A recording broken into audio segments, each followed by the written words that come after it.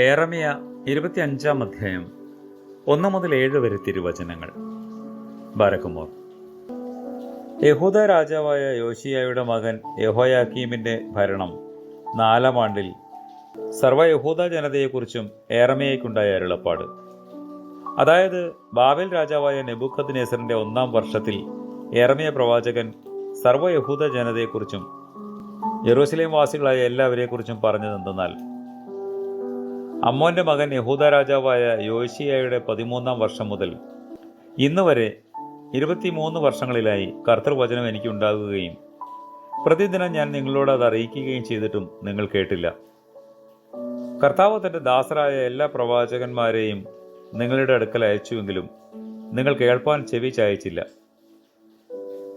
നിങ്ങൾ ഓരോരുവനും അവനവന്റെ ദുർമാർഗവും ദുഷ്പ്രവർത്തികളും വിട്ട് അനുതപിക്കണം.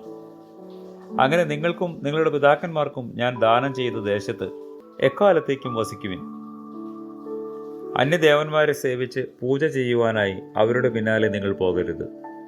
ഞാൻ നിങ്ങൾക്ക് അനർത്ഥം വരുത്തുവാനിടയാകുമാറ് നിങ്ങളുടെ കൈകളുടെ പ്രവർത്തികളാൽ എന്നെ കോപിപ്പിക്കരുത്. കർത്താവേ, നിന്റെ സ്ലീവായുടെ അടയാളം ഞങ്ങൾക്ക് കൂട്ടായിരിക്കണമേ. അതുമൂലം ഞങ്ങൾ അഗ്നി നദിയെ കടന്ന് നിന്റെ കൃപയിൽ ജീവിക്കുമാറാകണമേ. ആമേൻ.